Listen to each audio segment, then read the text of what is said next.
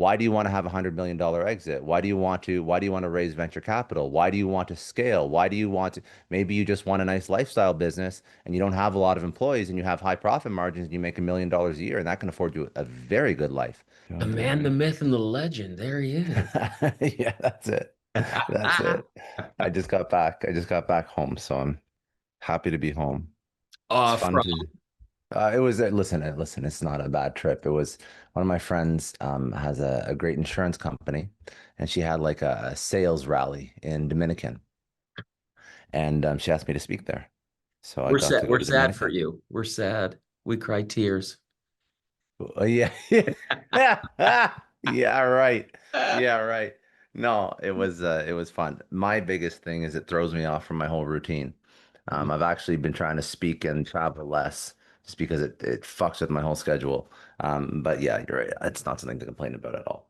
It was No. beautiful. It was What do absolutely. Are you you are do? you are you based somewhere warm or cold? I'm in Miami right now, Oh man, I did my but I'm not from school. Miami. I'm from Toronto. So I Okay. dealt with most of my life really shitty weather. But Yeah, Toronto is probably top five for terrible weather. it's really up there, that's for sure. I don't I know. Like, you're American, right? Like, what do you got down here? You got like North Dakota. I think you got like Wisconsin, like Green Bay. It's not too nice. Yeah, New York's yeah, New York's you're kind of probably mild actually though, compared. yeah, North Dakota. If I was to say Toronto's North Dakota, it'd be a little disrespectful. I would say Toronto's Wisconsin because at least you have Yeah, Green Bay. Like at least you that's have a true. sports team, right? We got the Leafs, even though they haven't won a cup since '67. And Uh, what else do we got? yeah. Yeah, Uh, we got the Okay, okay, you got fine. the I grew up playing hockey. We Raptors. got the Raptors. That's true. I know Yeah, they had everybody's a a Drake decent fan. run for a minute, and then yeah, Yeah. I don't know if you claim him or not, but you like sometimes you guys have Drake. No, So I don't claim him. Anybody that is, listen, I love good music as much as the next guy, but like my tastes are like Biggie and Dre all and day. like Tupac and Snoop and like everything. There's one album that Drake did with Future, and it was like the beginning of mumble rap with this album. And after that album, listen, now I just sound like an old fuck. After that album, I can no longer love rap the way I used to love rap. So I like old school stuff. And I know that a lot of people from Toronto love Drake, but he's good, but he's not. He's No, not what he's he's not. He's not. he's not them. He's not. He's not them. They're not like us. Is that what you're saying? Yeah, don't bring Kendrick into this. He's gonna Uh-oh. Uh-oh. Things just got spicy. Oh, dude. But yeah, so that's Toronto. We moved down here out of Toronto, um, end of COVID. So almost like five Okay. and a half, almost 6 years. Wow, time flies. You love it, Time flies. Miami? Yeah. Yeah. Well, so sorry, whereabouts are you? Where are you located? I'm in Idaho. Idaho. I don't know anybody from Idaho. You're my first Idahoan. I'm your my first Asian. Yes. We are here because we escaped communism in California during COVID. Sorry, it's too much. No, I mean, well, I love California. We love It's it. We loved beautiful. it. We It's beautiful. loved I like it. the weather Yep. and it's gone to shit. And Yes. that was going to be our stop. During like pre-COVID, we were already planning on moving down.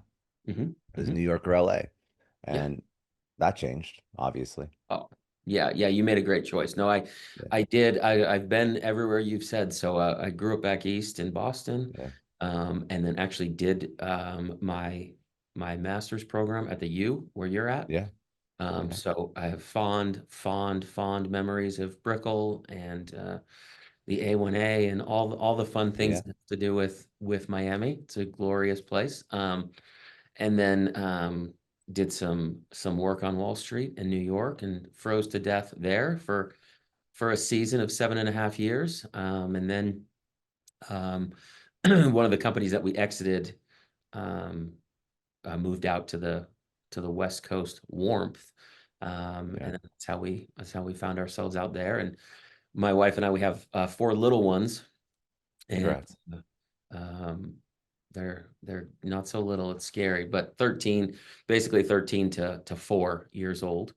That's Uh, not, that's still little enough. It's It's little little, and enough. I've got three girls, so they still snuggle me like I'm still cool, you know. Good. Good. And so yeah, we just kind of we said, during COVID, my daughter was in kindergarten, and she was delivered this thesaurus of pronouns Oh my God. on how to communicate. And then after the thesaurus of pronouns was delivered to our house, we were then given the manual from the third grade teacher that was how to put a condom on. Jesus Christ. This is third grade, Scott. It's It's third fucked grade, up. I know. If I right? think back to third grade, Come on. Like like it was all fun and games. It was freeze tag. It was, who's doing it what. It was, was yeah, it was Valentine's nothing. candy. It was I think that sex ed, not even how to put a condom on, but like just like enter. I thought that was like much later. That way was later. much, much, much later. That's so Way later. messed up. So And messed up. yeah, and I don't know. I'm not sure how it was, when you're growing up, but for us back east, like the condom machines were reserved for like casinos and like truck stops. Yeah, they were like the dirty ass like Mhm. bathrooms Yeah. and the grungy ass bathrooms. Yeah, I know. I know. And Yeah. what they have them in schools now, or what are you saying?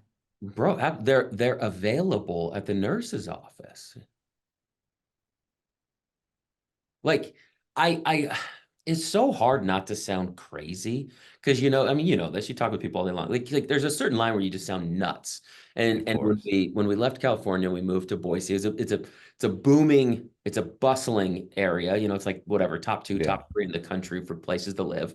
Um, and so you come up here and you try not to have preconceived notions, and people go, "Oh, why did you leave?" And they're like, well, I just didn't think that offering heroin needles to a ninth grader was appropriate. hmm And then, yeah, it doesn't even make sense.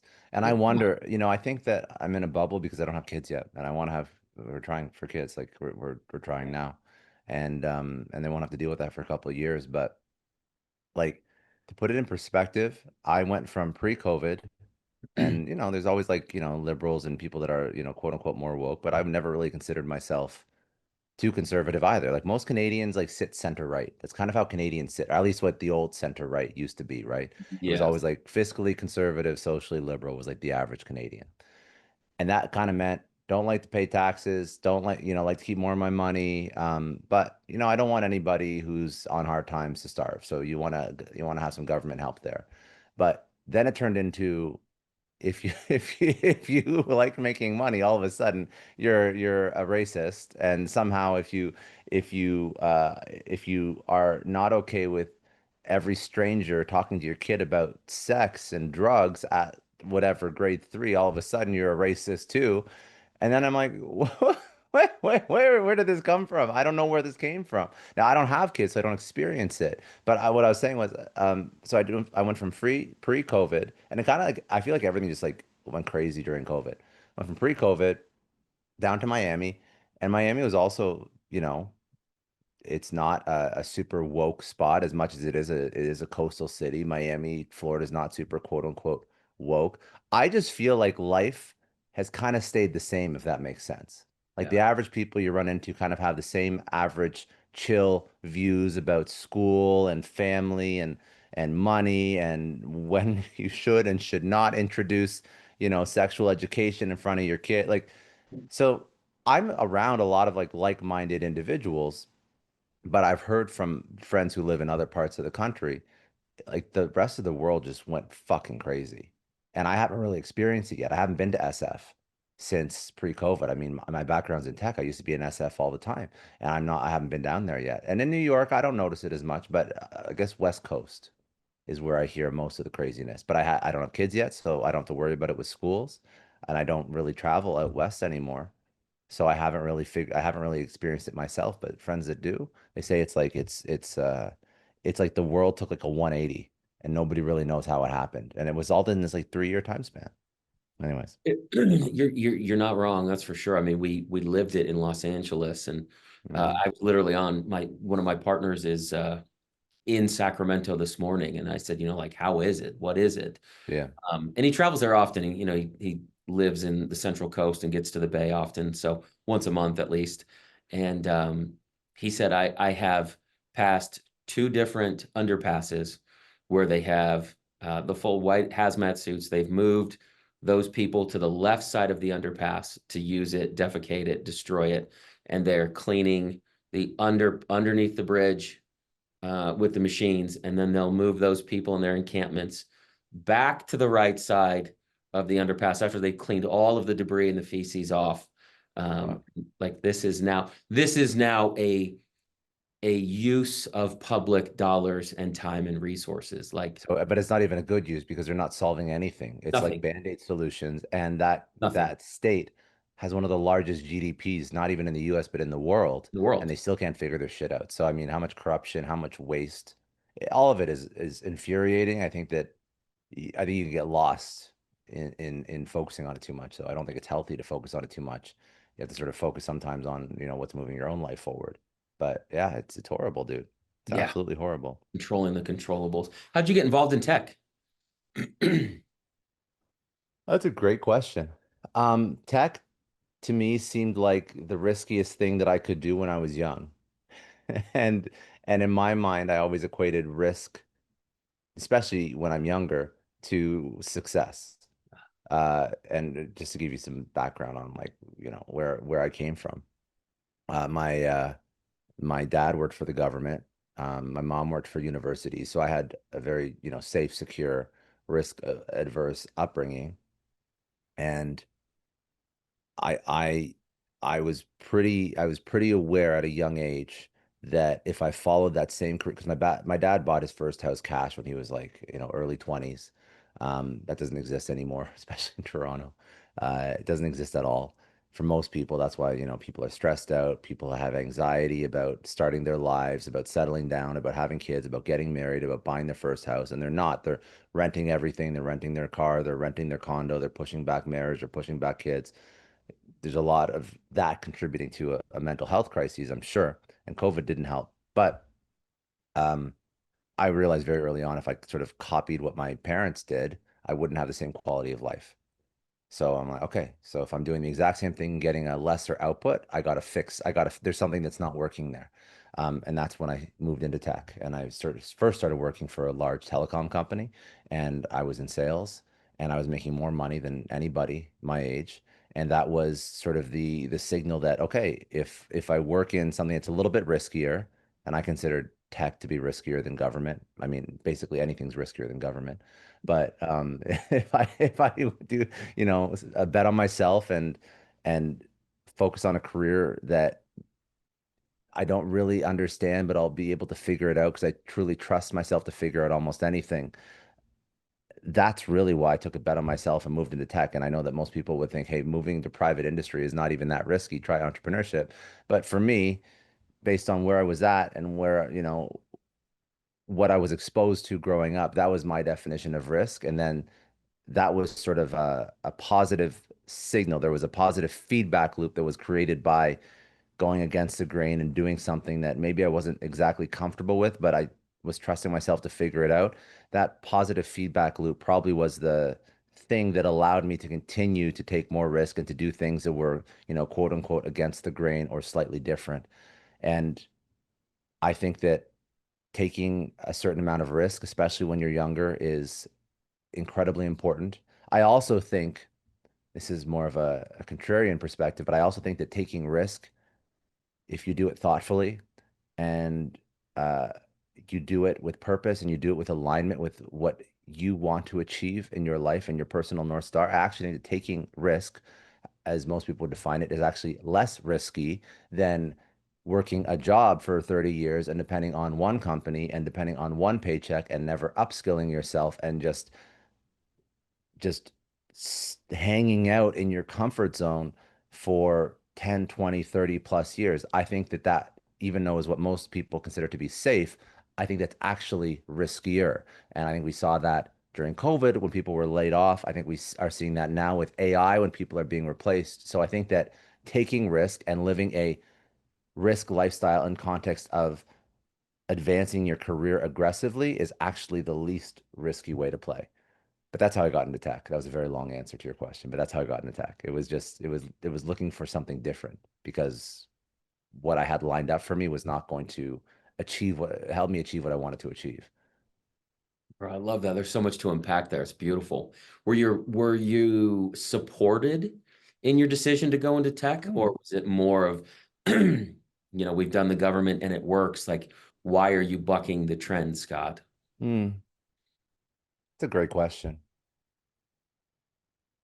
You know, they, my parents are incredible people, and they will always tell me that they support whatever I do. I don't know sometimes that they actually support what I do. So I think that they want to support, but I think that when somebody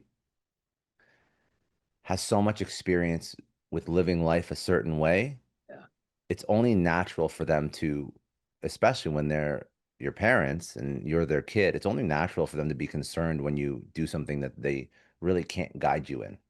I think that you kind of start to feel helpless from the parents' perspective, and I think that's really unnerving. Um, most parents, I think most parents will, get behind their kid if they want to try something new, if they want to try something different. At least that's what I've experienced. But they're always very quick to say, "I told you so," if it doesn't work out, which really means that I don't know if they, if they believed in you at that with that much conviction right from the start. So I think that, whether or not they were just giving me lip service and things worked out, or whether or not they truly supported and I think they did, but I don't, if things didn't work out, I think they'd be just as happy if I went back to what they knew is the best way to put it. Now, from the perspective of the person seeking validation, which is really who we're talking to here, whether or not it's your parents or your peers or your spouse or your brother, your sister, your friends, I mean, it's very cliche, but it's very true. I don't think I would take career advice or even life advice from somebody that isn't living the life that I want. It's harsh, but it's very true. If somebody has never achieved what you'd like to achieve, then there's lots of things you can learn from them. But that particular thing is not something that you should learn from them. So this is where you start to seek out other opinions, other pieces of advice, other mentors, other inspiration, other examples. I am a firm believer that, you can learn something from everyone, but for people that are looking to, you know, break out of the mold, do something that they've never done before. If they keep looking at examples of people that are living the life that they don't aspire to live, and another cliche saying, right, you're the average of the five people you spend the most time with, you're just going to start to your life will start to emulate who you spend time with or who you take advice from. So it's very important to spend time with and take advice from the people whose life that you would like to live. And I think that that's easier said than done, especially when you're young and parents are involved and there's a lot of influence. But know that even if people don't approve of the risk that you're taking, um, they will find a spot in your life in a different capacity if it's not career mentor. So don't worry about losing them out of your life forever, but understand that you only live once and you should pursue your goals aggressively and you should take risk and you should try to do things that light you up that maybe nobody around you has ever tried to do before. I think that, listen, I think it's very sad when you go your whole life playing by someone else's rules, living by someone else's perception of what a good life is. And then you wake up when you're 60 or 70 and realize that the life that you've lived is not even your own. And I think that happens to a lot of people. Um, and I think it's very sad. So just be aware that a lot of, even by the way, this is not just listening to your parents. Even if you are entrepreneurial and, for example, you take a step away, say your parents work 9 to 5 like mine did, and you take a step away from how they structure their careers and you go on your own journey and you become an entrepreneur and you're like, yes, I did it. I, escaped the matrix. I took the, I took the leap. I went out on my own. I trusted myself. But this idea of, are you living your own life or are you living someone else's? That idea never goes away. So sometimes what people do is they run away from what their parents set up for them and they don't go to law school or med school or even college or university or high school or whatever, and they go on their own path, but then their version of entrepreneurship is influenced by, someone's Instagram feed and driving Lambos and private jets. And all of a sudden now you've benchmarked your own success against someone else's, or you say, I want to be an entrepreneur that has $100 million exit. Why? Why do you want to have $100 million exit? Why do you want to raise venture capital? Why do you want to scale? Why do you want to, maybe you just want a nice lifestyle business and you don't have a lot of employees and you have high profit margins and you make $1 million a year and that can afford you a very good life. So repeatedly, people keep looking out and seeing all these different versions of life and success and career, and they don't look internally and they don't actually ask, what do I want? Why am I doing this? How hard do I want to work?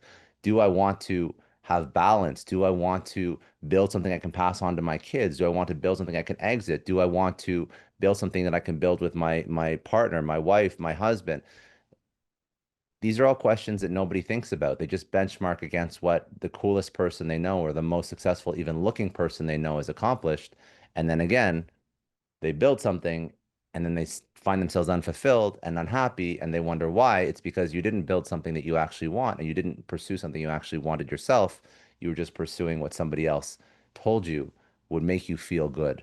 And I think that that's also a quick way to become depressed, unfulfilled, sad, anxious. And I think that this is why a lot of happiness and fulfillment in life could really be solved by just looking internally and understanding, what am I actually in this game for? Why am I playing this game? Is this even the game that I want to be playing? But I don't think a lot of us do that self work because we're trying to just achieve these incredible goals that somebody else has achieved. And we think that that will make us happy when ultimately it could, but there's not a guaranteed chance that it will. Mic drop moments, brother.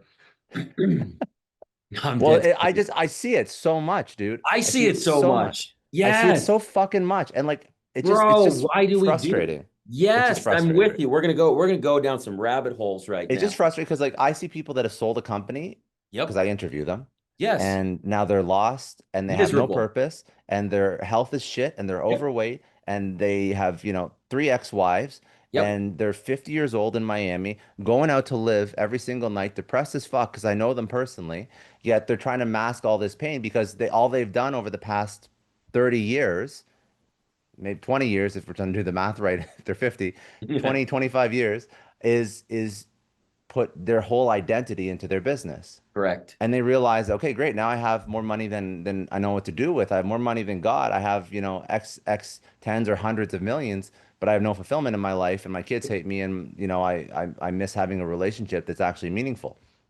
Some people thrive with no kids, no relationship, and they're happy with that. But the point is, not enough people do that inner work first. And I think that they think they need way more money than they actually do. That's a major problem. Major Um, problem. Major problem. And then also social media. Social media is so toxic. It's so toxic for so many reasons. But we're looking at, again, someone else's highlight feed, highlight reel, and we're thinking that's what success looks like.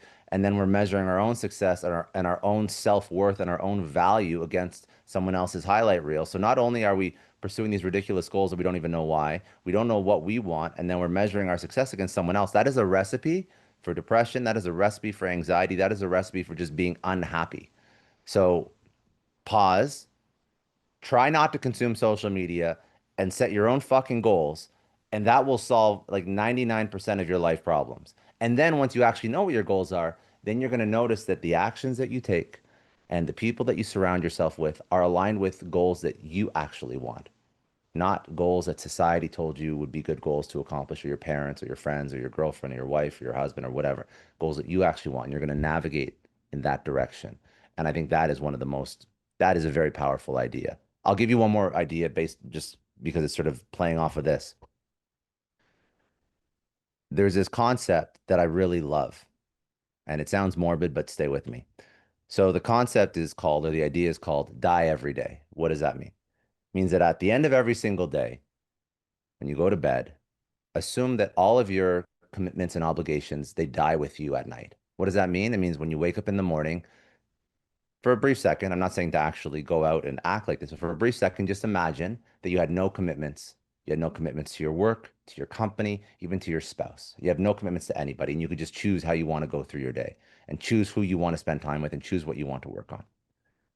Now, if you start to realize that there's things that you're doing in your day to day that you wouldn't choose that particular day, you have to start to ask yourself why. So why would I not choose my spouse today? Why would I not choose my company today?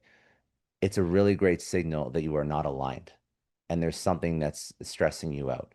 And again, this is not an exercise in saying like you have no commitments and burn every single bridge and divorce your wife. The point is you have to be aware as to why you wouldn't wake up and choose that person or choose that company. And if you aren't, that is lack of alignment. And even doing that small little exercise, you'll start to think about why things are not aligned in your life, why you're not choosing them. And some of them can be corrected. Maybe it's more date night with your wife. Maybe it's maybe you're stressed out at work because you haven't delegated enough or you haven't hired the right people. The point is, it'll force, or maybe it'll be this huge midlife crisis moment where you're like, why am I even doing any of this? And that's also a great thing to figure out sooner than later. The point is, every single day, everything you do, you should want to do it. You should choose to do it. It shouldn't be out of obligation. It shouldn't be out of sunk cost fallacy. I've already put too much time in, so that's why I'm still doing it. That is not a good reason to do anything. You should choose it every single day because when you don't choose it every single day, what builds up is resentment. Resentment over a period of time, which ends up in divorces or unfulfillment or depression or anxiety or God forbid, suicide. Like there's a lot of shit that happens when resentment builds over time. So we have to set these sort of breaks into our life because if we don't set in breaks, we can just always be on and not really be thinking, but always be doing. And this is just a quick exercise to just think for a second and pause and think about is the stuff that we're doing in our life even what we want to do? And when we do that, then all of a sudden we start to be aware, and then we can make decisions and act accordingly to sort of fix things before they get out of hand, or even move in a different direction before too much resentment builds. But I think that that's a very helpful exercise. Anything that forces you to be introspective is a great exercise, but this is a good one because it really I've done it a few times. Takes literally 2 seconds, and it's like a very it's like a cold shower. It's like a very it's a very aggressive wake up call as to how your life is going and if you're actually happy with it. Man, that's incredible. Do you think that it is because of social media, the way that it's fed to us, that we continue to move the goalpost per se? Because this, Yes. right? Yes. Yeah. Like, That's another one that I wrote a whole newsletter on moving your own goalposts yep. because there's two different ideas, right? There's like one idea that that you're not even on the journey that is truly yours. Yes. But say you are on the journey that is truly yours, then the other idea is yes, you keep moving your goalposts, meaning that if you accomplish something, you are no longer happy with that accomplishment because you have now looked at the next accomplishment and you're already focused on that. And this is why if if you go back to your 20-year-old self, uh, they would be so envious of the life that you're living right now, and you've already accomplished every single goal and milestone that that 20-year-old version of yourself has set out. But you don't appreciate it because a variety of different factors. Social media is definitely one of them. Social media comparison is a thief of joy, and social media is comparison on steroids because we are inundated with fake versions of someone else's life saying that they are more successful than us. It is it is incredibly toxic. Also, it doesn't have to be just social media. I mean, comparison happened way before social media existed, but it is this constant news feed of comparison. Whereas, you know, 30 years ago, we would just compare ourselves to the people in our social circle or at our job. We didn't have access to people in Dubai or in London that were driving Lamborghinis, but now we do. So now we're like, why? I'm 34. Why, as a 34-year-old, do I not have a G6? I work very hard. I work exceptionally hard. Like, why can't I have a private plane when there's some asshole who probably rented it for a photo shoot Yes. who's posting it on Instagram? Yes. Now, I'm aware of the Screaming at fact you. that there's a lot of assholes that rent shit, so I don't really stress too much about my own success. I'm pretty happy in life. But I think there's enough people, especially younger, very impressionable people. And keep in mind, you can be impressionable at any age. But I think that there's this whole generation of younger people that want to be entrepreneurs, which is great. I love it. But if you want to be an entrepreneur and you think that after selling a course for 6 months on Instagram, you're gonna drive a Lambo G-Wagon G6, you're gonna, be wearing up a tech, like wake the fuck up, bro. This is not real life. It's either rented or it's stolen, and you should build something of value, something that lasts. But they don't, people don't think that. They just think, why can't I be successful? And for every true success, I'm not saying every success on Instagram is rented or stolen.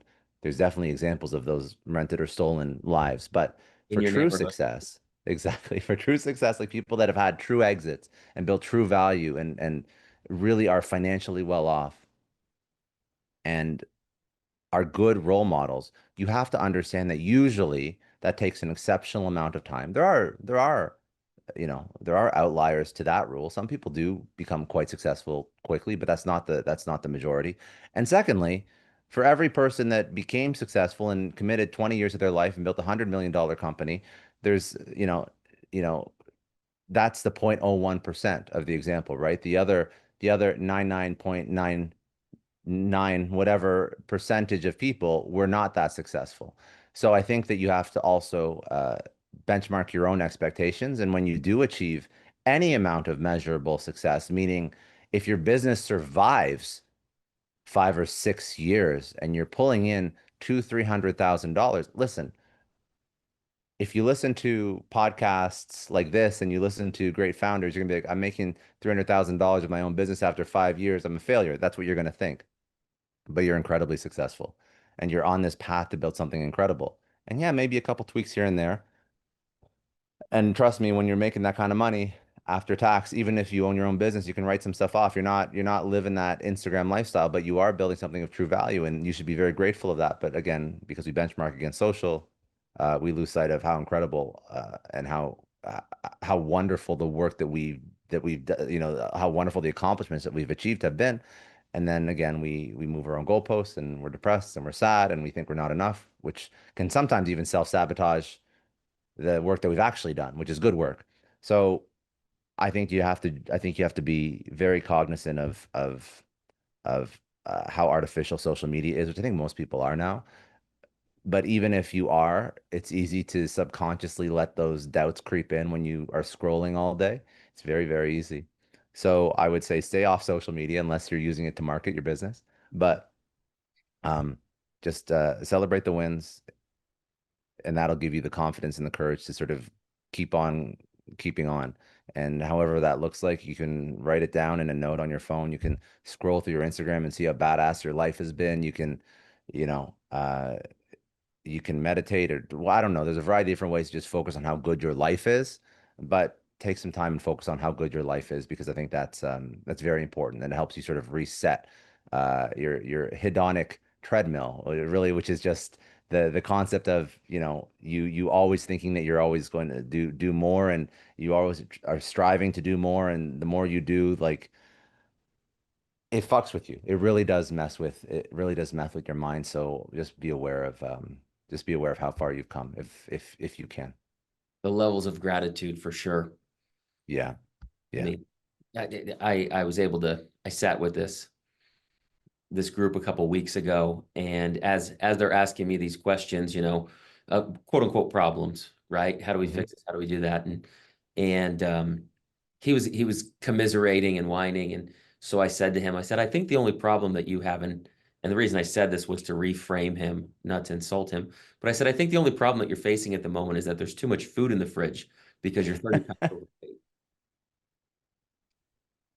And he went like, and he put his phone down. And I said, like, I need you to reframe what you're talking about. Like, if we're upset that we're warm in this boardroom, we're going to go to that thermometer, we're going to push the Yeah. arrow down twice, and we're going to fix that. Like we really have to reset the quote unquote roughness of our life.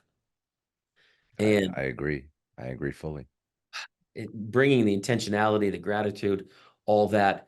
I'd be curious. You've interviewed a ton of people who have created a ton of value. Is Hmm. there a metric? Is there a measurement? Is there something tangible that you can pull out and say, this was a particular trait or quality or ritual that stood out to me for people who have actually created something of value? Yes, it's self-belief. It's Hmm. absolute self-belief. And people call it different things. They can call it agency, self-belief. Another great concept is the internal locus of control, meaning that You happen to the world doesn't happen to you. Uh, every single person who I've interviewed who's accomplished something incredible, they have unbelievable amounts of self-belief. They think that nothing can stop them, that the world conforms to their reality. If we go back to two stories of people that believe this, and I've heard this idea sort of echoed repeatedly across a lot of my guests in my interviews. But I asked Anthony Scaramucci, he's one of my first guests, about what gave him, and he was, just to give context, he was Trump's director of communications for 12 days. That was a claim to fame, but in reality, he's a massive finance guy. He's built Salt Conference. He's worth several $100 million. Uh, and I asked him, what gave him the confidence when he was first starting out, or even when he, not was first starting out, when he was later on in his journey. And he said, Scott, it was just the idea that I could go back to my studio apartment in Brooklyn with no connections, no money, just a shirt on my back, and I could do this all over again as many times as I wanted to. And he had this absolute self-belief that he could just recreate this massive amount of success that he's achieved in his life, unlimited amounts of times. Another example of somebody who believed this is Steve Jobs. Steve Jobs always demanded so much of his team, and he demanded so much so often that there was an idea that people spoke about called the reality distortion field. And what this idea was Steve would ask his team to, for example, launch a product update, and they would say, "Well, Steve, that's going to take us 6 months," and he would say, "I want it done in 3 weeks." And his conviction towards getting that done in 3 weeks, it just galvanized everything around him to the point where it would get done in 3 weeks. And this happened so often that this became known as as Steve Jobs' reality distortion field. His agency and his belief in the outcome was so strong that it brought other people into his vision and accomplished things in a fraction of the time at a scale of magnitude that no one else could even believe. That's how strong his self-belief and his agency and his vision was. And I think that whether or not you're trusting yourself to figure it out, or your trust in yourself is so strong that you can bring other people into your vision, it is entirely about self-belief. I think that's one of the most powerful ideas. I think that, you know, this is going to sound a little bit crazy, but I don't think that anybody's that special.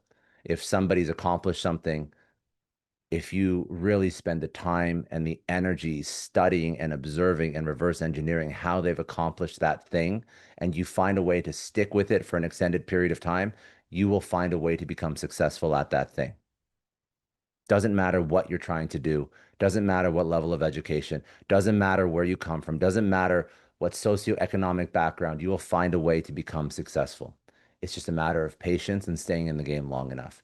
That combined with self-belief. So that, to answer your question, is the single most important idea of anyone that's been successful. And I mentioned a couple other things there too.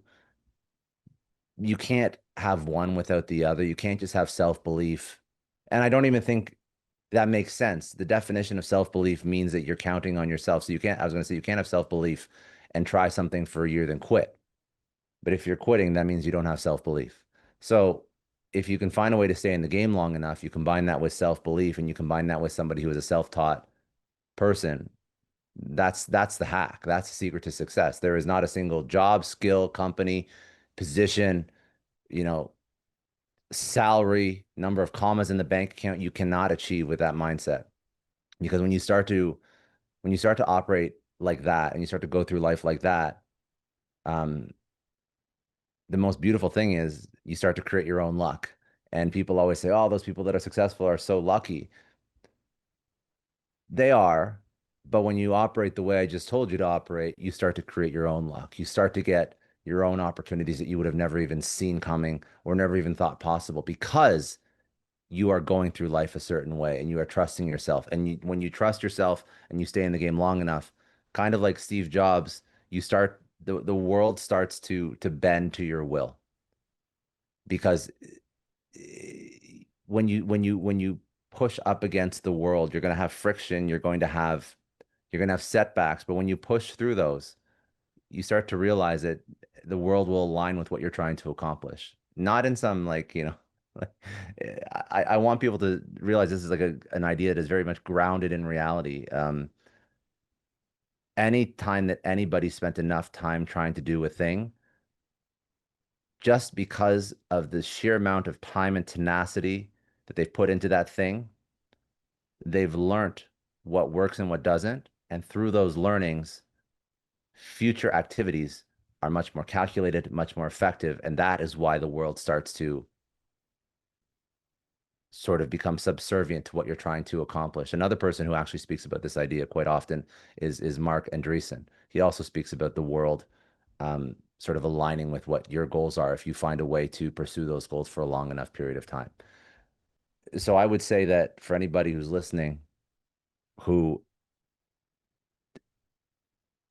is stuck trying to figure out, they look at their favorite mentor or their favorite business thought leader, like how do I, even achieve a fraction of that? First of all, figure out what you want. Set your sights on a North Star that you actually believe in that would fulfill you and satisfy you.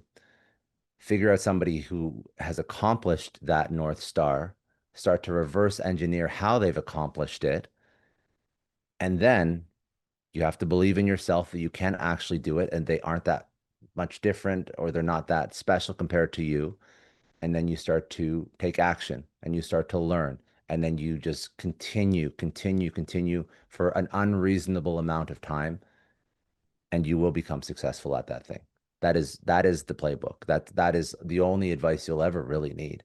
It's just that most people don't listen to it, and most Mm. people self-doubt, and most people self-sabotage, and most people find excuses. But if you actually listen to this, because this is the same playbook that literally everybody who sold a company for 5 million all the way to 500 million, and I've had a couple billionaires sit in this chair right across from me here. It's the same playbook. There's nothing different about it. It is so true. In Warren Buffett's last conversation, before he exited, one of the Yeah. things that I loved that he mentioned was sort of the audacity that anybody would expect anything different from him after 6 days, 6 decades of sitting in the same chair, and him Yeah. saying, I just got good watching the ball come over the plate. Hmm.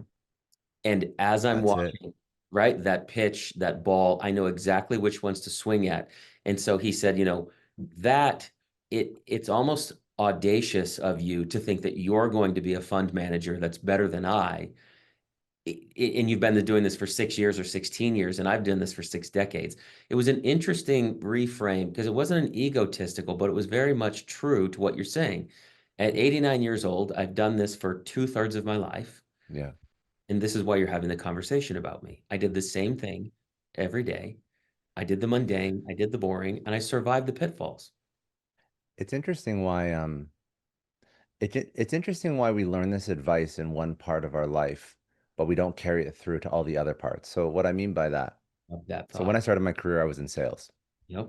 And one of the earliest sales trainings I can remember was when I was doing cold calling for a telecom company, and they were selling like, phone line, internet, like that was the product. And and the advice was, you know, get to know as quick as possible, get to as many no's as quick as possible. Just dial as many people. You're going to get tons of no's. You're going to get tons of hangups. You're going to get tons of people that are going to just yell at you, scream at you. But it's just exposure. And the more people that you expose yourself to, eventually you're going to find a way to close a deal and you're going to find a way to close a sale. And on the journey to closing a sale, through those, say, 100 no's that you're going to get, you're going to learn a whole lot and you're going to get a whole lot better. So that the next 100, maybe you get two sales. And then the third 100, maybe you get three sales. So it's really just about exposure. It's about putting in the reps. And that was great advice then, but that's the same idea as what we're talking about now. There's no difference. Whether or not you're building a company, yeah, there's a whole bunch more complicated pieces to it. It's not just making one call and then making the next call, but building a company or achieving some financial goal is just an amalgamation of all these separate skills that you just do again and again and again and again. That's why, I mean, I don't think that entrepreneurship is that difficult. I don't think it's that confusing, excuse me. I think that all the things that you have to do, you can learn. And now we've democratized access to information. You can go on YouTube, you can listen to podcasts, you can read books. It's not complicated. It's hard works. That's what I mean. It's not complicated, the stuff that you have to do. It's just a lot of hard work. It's a lot of putting in the reps.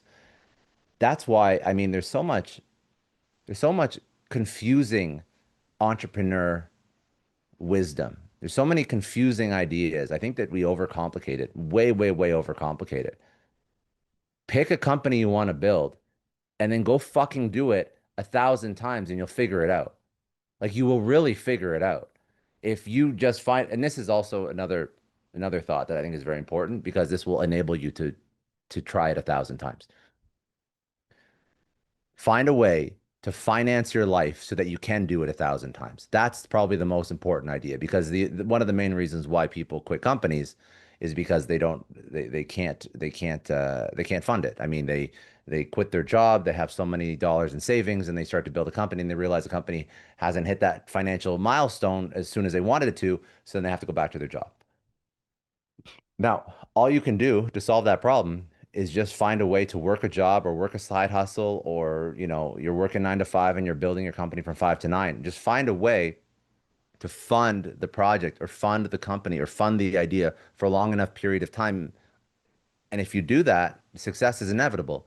So don't try and speed run entrepreneurship. Um, you can de-risk it. We talked about risk at the beginning. You can actually de-risk a lot of these quote unquote risky activities if you're smart about your time and your money. And then that allows you to stay in the game long enough, and then you'll find a way to become successful. I mean, I've been doing podcasting now for just over 6 years, and now it makes money. Now I've always found ways to subsidize my life and my income and be smart about my finances before I made money, and even while I started making money, because how much money it was making was not enough to support my lifestyle. So I had to find a way to subsidize it. Most entrepreneurs that I know, they start a business while they're still building their last business. And then once that business reaches a certain revenue milestone, that's when they shut down or they sell or they kill off their first business. I mean, if you want to think about the easiest path to entrepreneurship, it doesn't even have to be something fancy like building a software startup. Most people could just take a skill that they've built over X period of years, sell that skill as a service, whether or not it's marketing or sales or finance or legal or anything, sell that skill, go on Upwork, go on TopTal, go on Fiverr, sell that skill for a dollar value. That's your first version of a company.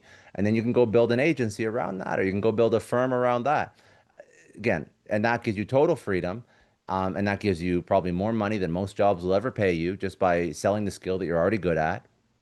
Like if I wanted to take what I do for a living now, I could probably go company to company and teach people how to set up podcasts or set up personal brands or post on social. And I could set up like a whole marketing agency around it. And if I wanted to make some quick money, I could probably get my first customer in the next 48 hours on Upwork or TopTal. And it wouldn't be like retire money, but it would be enough to keep the lights on, pay for food, pay my rent. That's all you need. And then once you have your baseline covered, you have your expenses covered, and then you be a little bit more aggressive. You reinvest the profit back into the company. You hire somebody, you delegate, you take some, you buy some of your time back, use that for higher you use some of that time you buy back for high value work, and then all of a sudden you just ended up building yourself a small little company, and that's your version of entrepreneurship, and you keep scaling that. And you do that for 10 years and you'll have a pretty badass sales agency, marketing agency, accounting agency, law firm, fractional social media, whatever you want to do. You'll be doing quite well for yourself and make more money than 99% of people on this planet. If that is what you're trying to achieve. And for most people, financial goals are kind of the first thing they're looking to accomplish. And then after that, you can figure out how big you want to make it or how much balance you want to have, or you want to pass this business on to your kids, whatever. The point is, a lot of different versions of entrepreneurship, a lot of different ways to de-risk it, and a lot of different ways to truly get some freedom back in your life and not be, chained to a job or a desk or a 9 to 5 or the whims of someone else or the whims of the market or layoffs or whatever. So I'm a big advocate for entrepreneurship. I'm a big advocate for taking a little bit of risk, but doing it in a way that's actually not so risky. And I think you can build out a pretty nice life for yourself if you do. I love it, brother. When you were doing well in sales, Hmm. you were on the tech path Hmm. in that world. There was probably a time where it was fairly comfortable financially and It was professionally. it was actually always comfortable. I mean, sales, you make more money than most people. I mean, keep in mind, I didn't spend as much Yep. when I was younger, but it was always very comfortable. Yeah. If you're good at sales, you will make quite a bit of money Right. in any category. Yeah.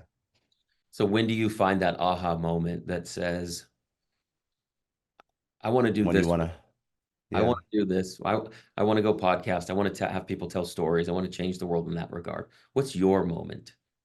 What's your light bulb moment? I always enjoyed teaching. Hmm. I always enjoyed teaching. One of my first jobs ever was coaching tennis at like a kid's tennis camp, and that was the most fulfilling. Hmm. I like when somebody has a problem, I'm like, hey Scott, I need to figure this out. Like, please help. I'm lost. And with a little bit of tweaking of their form, if it's a kid playing tennis, or if it's a little bit of tweaking of their strategy, if it's an entrepreneur, or if it's a little bit of wisdom from hopefully, what I've learned over my life, you just give them that little bit of advice and you see them transform.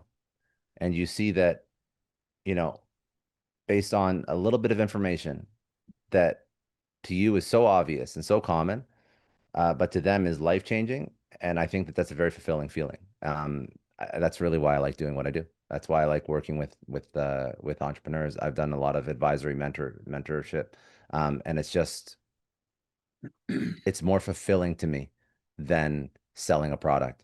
Um, Not that there's anything wrong with sales. I mean, I sell every day. I have to sell. I have to sell my vision to an advertiser. I have to sell my vision to an employee. You're selling nonstop. But I do like that I create content that hopefully makes the world a little bit of a better place. Hopefully that's not too cliche. It's kind of like what you're doing, I feel, with your show and with all the inmates that you're helping. Well, I I think don't it's know. fun. I'll give you a little. Yeah, So we steal your newsletter, and I get to send it in to about 700,000 people on a it's weekly amazing. basis. It's Um, amazing. so I'd like to say that it's a little bit more altruistic than you may have set out to be. Um, and I get excited thinking about like all of those wisdom nuggets that they're getting, from your 6 years of experience from that decision you made to become an Yeah. entrepreneur. So gratitude for that. I think that that's what, listen, I think at the end of the day, most people like helping other people. I'm just very fortunate that I understood the business mechanics that allowed me to do this for a living. There you go. That's I think intelligent. that's it. Yeah, I think that's it. I think that I was fortunate to combine a little bit of business knowledge with a little bit of creative knowledge, and that allowed me to build something that, could financially support me. is pretty And smart. then yeah, that's a great question because I've thought about this a lot. Like, there's a lot of different ways to make money on this planet. I don't think that podcasting is the best way to make money, like at all. It makes okay money, but I think there's much better businesses. But at the end of the day, I've spoken about this a few times. You have to start to ask yourself, like, what fulfills you? Like, what really lights you up? What makes you excited? And when I first of all, selfishly, I mean, I also get to learn from some of the most incredible people on earth, and I get to sit down in the room with them. So that is like a side effect. That's a great side effect of building this business. But you can ask anybody who sees me speak live because you can't really do this when you're podcasting. But when you see me speak live, I'll speak and I'll get super excited about, just shooting the shit on stage with an audience and just trying to, deliver as much value. But what I actually really, really enjoy is the second I get off the stage and then somebody comes to me with like a very serious personal question about their business or their life. I I don't always have an answer, obviously, But when I do, that to me is the most fulfilling. And sometimes like I hang out for like a couple hours after I get off the stage just to chat with people in the conference or, and I think that that gives me energy. And if you notice that something gives you energy, that's what you should lean into professionally. So I've just noticed repeatedly that the work that I'm doing now gives me energy, and it has since day one. And that was a great signal that I'm on the right path. Pure sales never gave me that energy. I would wake up and not enjoy my work, and I would wake up and dread going into the office. Some people wake up and they're in sales or they're in finance or they're in HR and they just love their shit. They love what they do for a living. I don't get energy from everything. So I'm like, why am I fighting against Mm. what I think that I'm put on this earth to do? When I do this, I get energy. When I chat with people, I get energy. When I help somebody figure out a problem in their life, that gives me energy. And I think that that's what you should look for. So to answer your question, what was the inflection point that made me podcast? It was leaning into what gave me energy. And maybe in the future it changes. I don't know. There's a lot of different things that I could do with my life. But if it gives you energy, that's a really good sign that that's what you were put on this earth to do. And I think the more you lean into that, the more happier you'll be, the more fulfilled you'll be, and ultimately the higher the chance of you being successful at that thing. Now, Yeah. you don't always have to have you don't always have to pursue your passion to make money. I'm just making the argument that it's a lot more fulfilling and enjoyable when you do. There are a lot of people I know that make a lot of money Yes. and they don't give a shit about the actual product. They care because it makes them money. There's a guy, Kawasaki, I had him on my show. He's one of like the first Apple employees, and we were talking about should you follow your passion? And he said something that was very funny. He's like, I don't think you should follow your passion because, listen, if I start a dog food company, I'm not passionate about dog food. But if dog food makes me a lot of money, I'll find a way to become passionate about dog food. I don't disagree. I don't disagree. But I think that's a means to an end. And I think that you'll notice that when entrepreneurs sell those companies that are not aligned, and maybe they found a way to make money and they've given tons of value to the market, but it's not truly aligned with who they are, you'll notice that after they sell the companies, then they try and find alignment. Then they try and work on something that's a little bit more tied to what they want to do. And maybe it was the money that enabled them to find alignment. And maybe it was the money that enabled them to pursue their passion. I'm just very fortunate that I'm able to make money while pursuing my passion simultaneously, which is 100% a privilege. But I think there's ways for everybody to do this if you actually spend enough time thinking about how to do it. Um, but yeah, it gets me excited. And 6 years later, I don't hate it. And 6 years later, I get just as excited to, get out of bed and do an interview or sit down with somebody or jump on stage or write a newsletter that might change someone's life.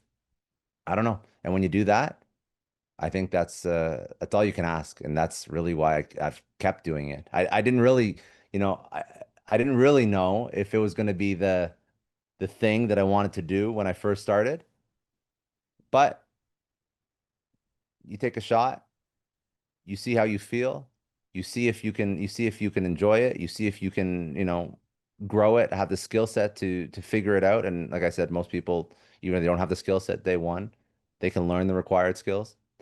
And then I think like the last test is does it light you up? Does it give you energy? And if yes, then lean in all the way. If it doesn't, then you have to make a decision. But if it does, then yeah, lean in. Man, that's a great place to end it. I'm really, really grateful for this time we spent together, and It was fun, dude. I Thank know you. it'll impact the world. So I applaud you for doing that, and I'm grateful to call you an acquaintance. And Yeah, dude, you're a friend. I appreciate you so much. This is a really, really nice conversation. I love what you're doing. I love your questions. They're very thoughtful. And I really genuinely hope this was helpful for at least one person.